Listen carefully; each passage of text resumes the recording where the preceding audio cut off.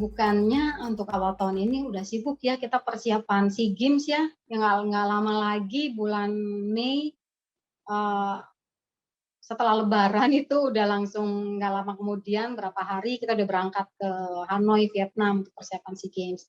Itu sih yang yang priority saat ini. Sejauh Dari SEA Games, lanjut lagi persiapan untuk ke Asian Games.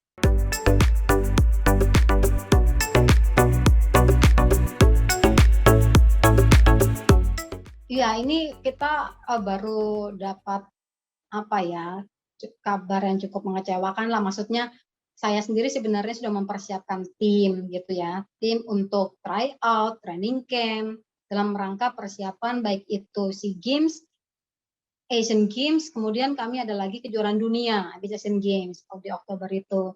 Tapi, dari PPON-nya sendiri ada pembatasan atletnya. Tadinya saya siapkan ada 4, ini harus jadi sekarang cuma hanya tinggal 2. Kemudian biayanya juga tidak cukup untuk tryout, training camp, gitu. Jadi, ya bongkar ulang lagi program saya yang tadinya tuh sebenarnya sebelum ke SEA Games kita mau, training camp dulu, dari training camp kita langsung berangkat ke SEA Games, dari SEA Games baru ada beberapa kejuaraan, kemudian persiapan Asian Games kita akan ke Belanda, training camp di sana, selama 2 bulan, baru kemudian Asian Games. Asian Games baru kemudian kita lanjut lagi ke kejuaraan dunia.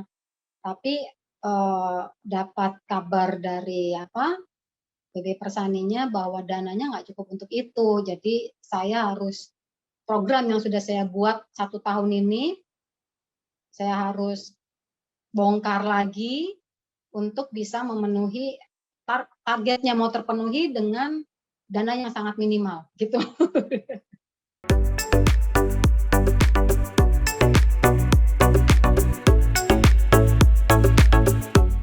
Kalau untuk target sih kita maunya yang minimal, apa yang sudah kita capai kemarin, sama seperti misalkan, SEA Games kemarin itu kan di kami, di putri itu kan kita dapat emas ya, kita dapat emas, yaitu maunya sih, kita mengarah untuk tetap mempertahankan emas itu. Kemudian untuk Asian Games, ya 3 besar. Karena Asian Games kemarin kita dapat perak gitu ya, paling tidak ya 3 besar itu bisa kita pertahankan. Itu, target kita gitu. Deg-degan karena, pola yang bukan pola, program yang biasanya saya jalankan itu kan, meraih emas gitu ya, dengan program yang program saya buat itu kan, target-target yang ingin kita capai bukan hanya dari PB tapi memang dari saya dan atlet saya mempersiapkan misalkan SEA Games target saya adalah ini dan itu selalu tercapai. Gitu, dengan program yang sudah kita bikin sedemikian rupa, itu memenuhi target kita semua. Justru ketika program ini tidak bisa diikutin, terus terang saya deg-degan. Ini bisa nyampe nggak nih target kita ya, gitu. Walaupun itu, kita akan tetap berusaha semaksimal mungkin, terutama untuk psikologinya atlet ya, terutama untuk psikologinya atlet, karena biasanya menghadapi SEA Games, Asian Games, persiapannya seperti ini loh, gitu ya. Tiba-tiba sekarang persiapannya minim sekali dengan target yang sama gitu kan.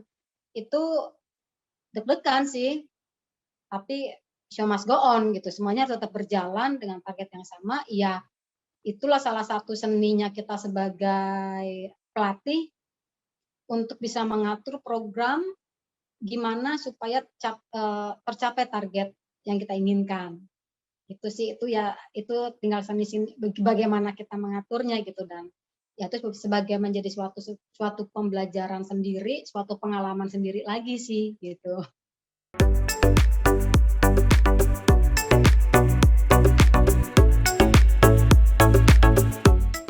Untuk SEA Games ini kan, Agus sudah tidak lagi ya, Agus sudah memilih untuk mengundurkan diri, maksudnya untuk, sudah mau fokus ke hidupnya lah gitu ya.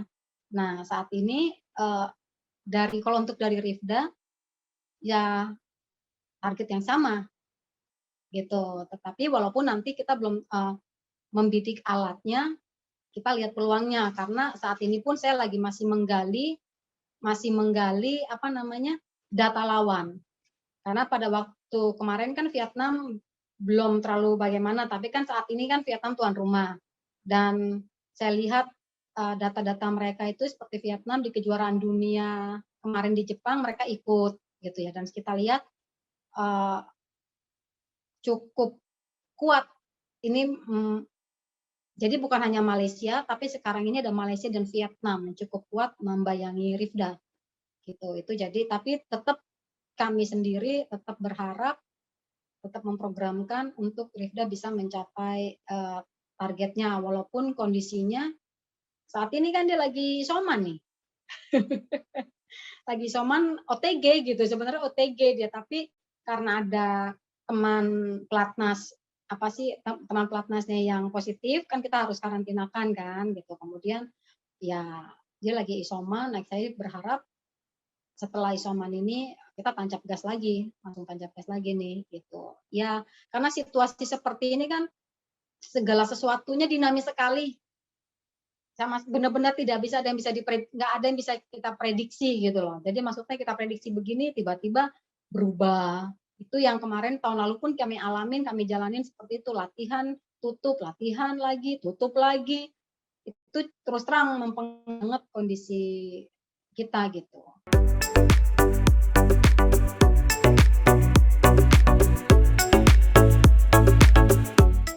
Saya sedang mempersiapkan untuk mempersiapkan adik-adiknya Rifda untuk menggantikan Rifda gitu ya. Saya sebenarnya mempersiapkan ada 2 yang saat ini mungkin di SEA Games saat ini belum bisa, tetapi untuk next bahkan untuk sampai ke Olimpik saya mempersiapkannya ada 2 atlet gitu. Saya terus terang belum bisa kasih namanya, tapi yang satu akan mengikuti juga di SEA Games ini, tetapi kayak sebagai debut dia pertama, dan dengan kondisi pandemi yang hampir 2 tahun, di mana dia kita nggak bisa berlatih gitu, nggak bisa berlatih maksimal, itu terus terang targetnya harusnya udah mencapai C. Dia akhirnya tertunda gitu. Tetapi kami sudah mempersiapkan untuk calon-calon pengganti Rifda. Regenerasinya Rifda sudah kami siapkan, dari saya sudah mempersiapkan ada 2 atlet junior, dan sasarannya bukan hanya SEA Games, tapi sasarannya kita adalah Olimpik. Jadi sesuai dengan DBON, kita mau siapkannya adalah ke sana. Karena kalau sasaran kita Olimpik, ya SEA Games mah pasti harusnya sih bisa dilewatin lah, gitu kan. Karena kalau kita nembaknya harus tinggi, gitu. Tinggal ini nih Mbak, tinggal kayak seperti dengan pemerintahnya nih DBON, kita siapkan junior, tapi ya tolong maksudnya terus gimana nih yang junior ini kan pasti kan butuh pengalaman tandingnya banyak, butuh training campnya banyak. Ibaratnya kalau dulu Rifda saya boyong kemana-mana memang masih dana sendiri gitu kan, karena pada waktu itu nggak ada DBON. Dan memang harus seperti itu gitu. Dia harus mengikuti kejuaraan dunia, dia harus saya bawa ke kejuaraan Asia, bukan hanya ikutin SEA Games gitu kan.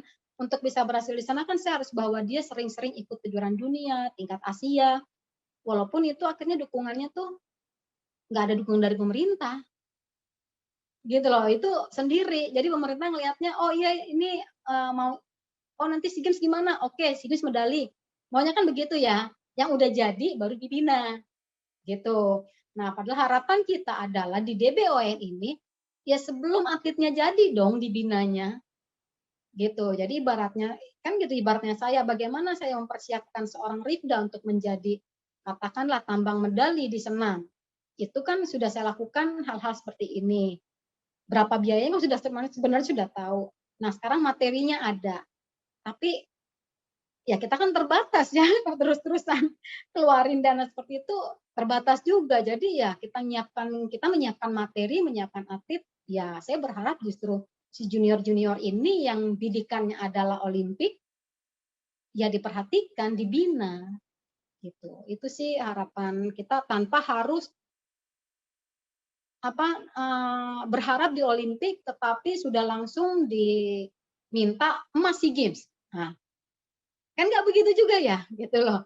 Itu dari mana nih anak tiba-tiba langsung emas SEA Games? kan nggak masuk akal gitu, rasanya aneh gitu. Dan kita kan mau mencetak kalau hanya sekedar juara SEA Games tapi akhirnya nggak tembus Olimpik, apakah itu yang kita mau? Kan enggak. Kita mau kan tadi seperti kita katakan, kita tembus ke Olimpik.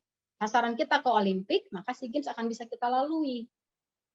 Gitu. Makanya si junior ini kan harus mendapatkan teknik dasar yang tepat, pengalaman bertanding yang baik, terus kemudian training camp dengan tujuan mereka melihat atlet-atlet level dunia berlatih seperti apa sih, kan gitu. Itu kan butuh biaya semua. Nah itu harapan saya untuk saat maksudnya sekarang, ayolah bantu kita bantulah pembinaan-pembinaan ini. Dari atlet junior, tidak bisa atlet yang sudah senior kemudian didukung, tidak bisa. Mulai dari atlet junior ini didukung untuk sampai ke Olimpik. Dan saya yakin kok pemerintah sebenarnya tahu menuju Olimpik persiapannya adalah 2 kali Olimpik. Berarti 8 tahun. Jangan ujuk-ujuk sekarang kita ditodong, tembus kan nanti Olimpik 2024. Kalau nggak tembus 2024, ya udah nggak dibina. Lah pembinaan Olimpik itu udah secara teori, secara di mana-mana itu minimal 8 tahun. 8 tahun barulah pemerintah bisa bilang gitu. Oke, ini harus ini ya, dibina dulu deh gitu, dibina dulu, harus bareng-bareng membina. Misalkan untuk SEA Games-nya oke, setelah 6 tahun atau setelah 7 tahun mau di sini sudah harus mendapatkan medali untuk tembus Olimpik kan gitu, nggak bisa ujuk-ujuk 2 tahun tembus Olimpik, kalau enggak ini gitu. Gitu ya, karena kan cabur senam ini bukan cabur populer ya.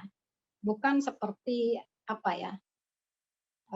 Ya bukan seperti bola, bukan seperti voli atau basket yang ibaratnya mudah mencari sponsor untuk mendapatkan dana pembinaan, kan kita tidak mudah seperti itu. Gitu. Jadi memang peranan pemerintah ini, karena kita pun juga saat ini kenapa saya mau gini, kenapa saya memasang target senam harus tembus Olimpik, yang dimana selama ini tidak pernah ada satupun yang berpikir bahwa senam akan tembus Olimpik. Saya melihatnya adalah ketika tahun 2012 Singapura, 2008 kalau nggak salah, 2012 Singapura tembus Olimpik. Itu sebelumnya sudah ada Vietnam, gitu kan? Terus kemudian Malaysia sudah pernah. Terus kemudian ketika Singapura yang kita bisa melihat peta kekuatan lawannya seperti apa, Singapura tembus, dan saya melihat materi seperti apa, saya yakin sekali dengan materi yang kita punya, seharusnya Indonesia bisa tembus Olimpik. Dan di mana senam itu tidak pernah. Dan saya melihat dan saya mempunyai keyakinan itu, walaupun saya pada waktu itu masih seperti berjalan sendiri, seperti bermimpi sendiri. Dan itu saya lihat adalah pada waktu itu saya melihat Rifda, ini anak punya potensi, ini saya boyong kemana-mana. Pada waktu itu belum ada support dari siapapun, tapi saya sudah boyong dia ikut kejuaraan Asia, ikut ke kejuaraan dunia. Saya bawa kemana-mana untuk dia bisa melihat, matanya terbuka, dan saya ingin memperkenalkan Indonesia ada loh, gitu. Dan ternyata di beberapa kejuaraan dunia, Rifda berhasil meraih medali. Dan akhirnya mereka mengenal Rifda, mengenal saya, mengenal Indonesia. Itu saya ingat banget dari 2014, itu saya bawa kemana-mana sampai ketika dunia mengenal Indonesia, itu rasa suatu kebanggaan banget, dan memang itu salah satu yang tertanam dalam diri saya ingin kasih lihat bahwa Indonesia itu ada. Nah, kemudian itu baru tahun 2000 habis selesai 2018 ketika dia meraih medali SEA Games emas, barulah pada menoleh, pada melihat oh iya ini kita coba yuk gitu. Tapi coba baru mau dicoba 2018. Ya, it's not enough time sebenarnya. Cuman tapi setidak-tidaknya saya sudah melihat sebenarnya memang, dan akhirnya pada waktu itu pemerintah melihat ternyata memang kita punya materi itu bisa untuk tembus Olimpik. Nah, kemarin Malaysia tembus lagi kan ke Olimpik, itu rasanya buat saya gitu. Jadi ibaratnya kapan nih gitu. Itu membuat saya kayak nggak capek-capeknya, nggak jenuh-jenuhnya mencari terus, dari yang mulai kecil-kecil, umur 9 tahun, 10 tahun, saya lihat terus. Jadi ibaratnya nggak akan berhenti, saya akan terus mencari untuk yang memang potensi menuju ke Olimpik. Dan kita harus bisa mewujudkan itu. Kita harus bisa mewujudkan itu bahwa Indonesia cabang olahraga senam harus tembus ke Olimpik.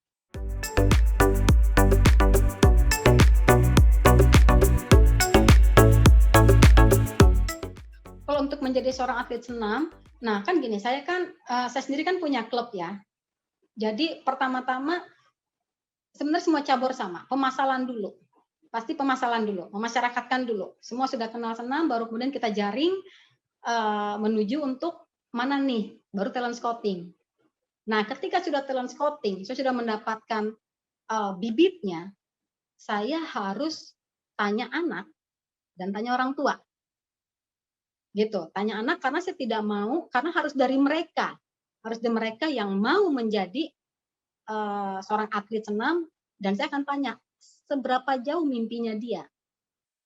Ketika memang kita lihat potensinya ada, kan itu kan proses ya Mbak ya, nggak sebentar gitu kan. Kadang-kadang anak-anak pun di tengah-tengah jalan bosen, jenuh, berhenti, habis gitu kan.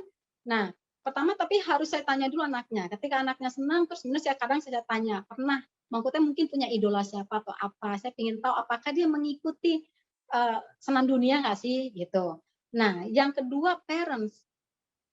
Karena kita dimulainya dari usia dini, nggak terlepas orang tua kan yang akan mengantarkan kan orang tua gitu. Nah, saya akan tanya parents-nya bagaimana, karena saya sering mendapatkan ada anaknya bagus tapi parents-nya memang tidak mau anaknya menjadi seorang atlet.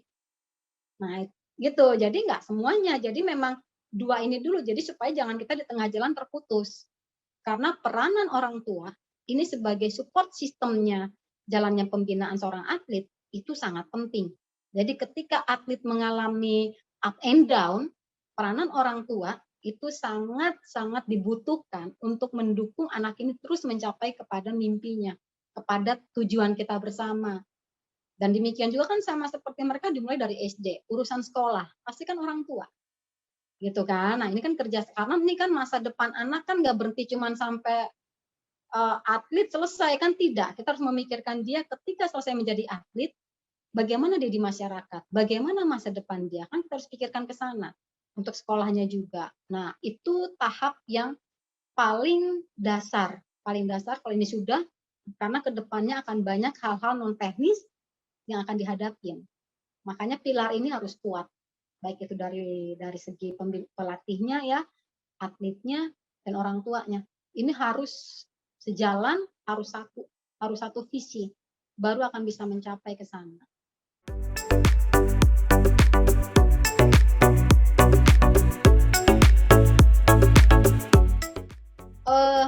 Tantangannya justru kalau waktu jadi atlet, tantangannya kan masa bermain mereka gitu ya. Maksudnya mereka apalagi kalau cewek kan lebih cenderung sosial ya, kelompok gitu. Jadi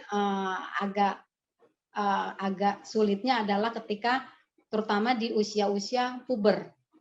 Bagaimana mereka senam itu kan harus menjaga berat badan. Sedangkan puber itu kan biologis ya, biologis banget bahwa otomatis hormon itu kan akan membutuhkan, mereka harus butuh makan banyak segala untuk pertumbuhannya.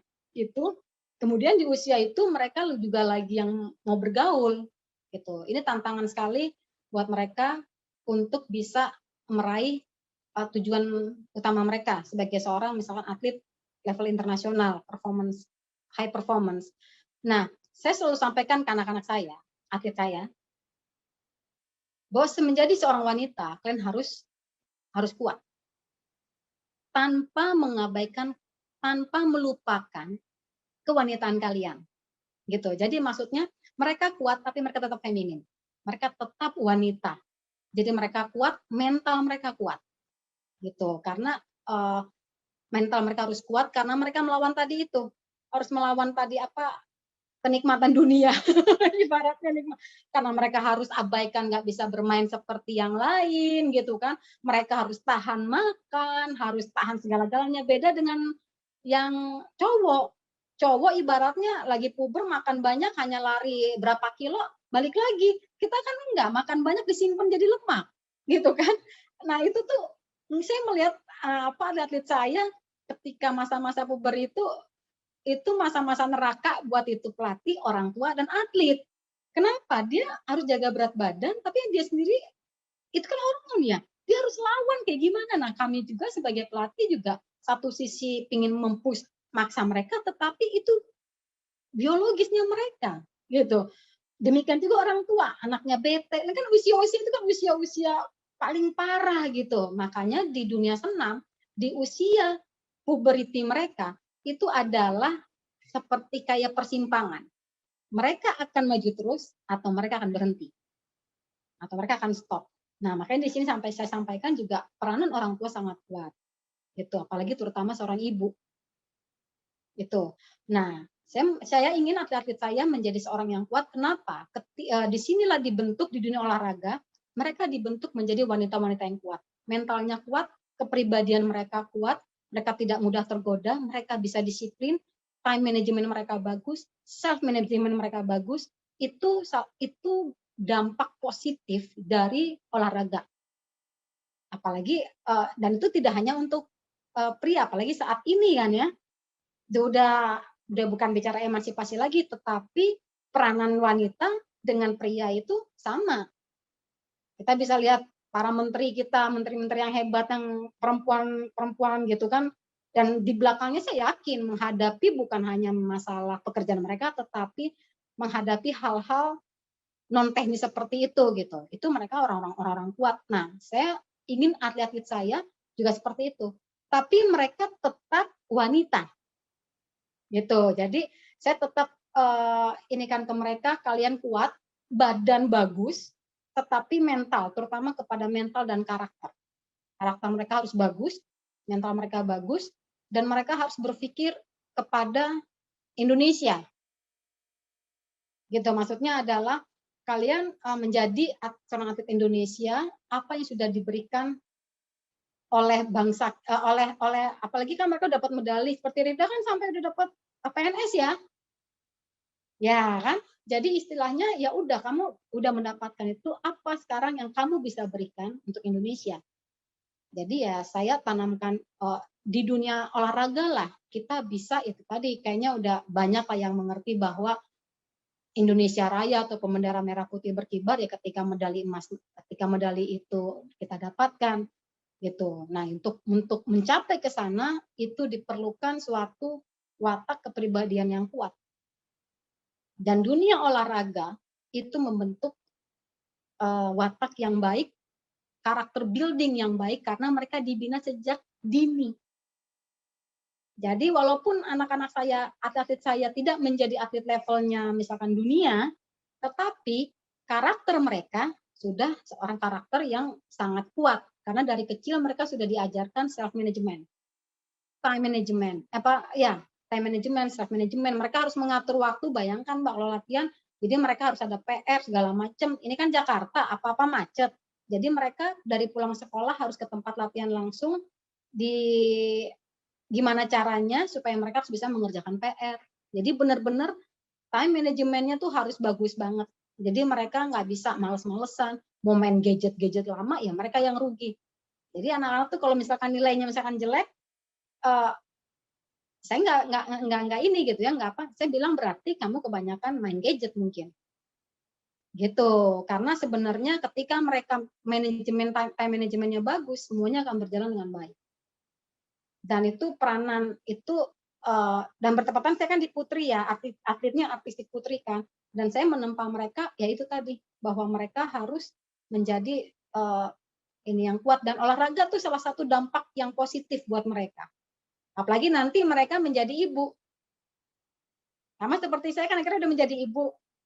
Dan saya mengharapkan anak-anak saya walaupun tidak menjadi atlet, tapi olahraga itu pasti saya tanamkan kepada mereka. Gitu. Pokoknya mereka harus olahraga karena mereka di situ saya melihat mereka belajar disiplin gitu loh. Mereka belajar belajar excellent, belajar friendship, belajar respect itu di dunia olahraga.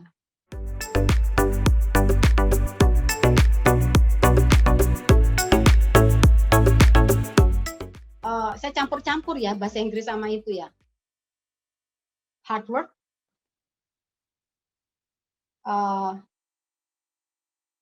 terus belajar, sama Indonesia hebat.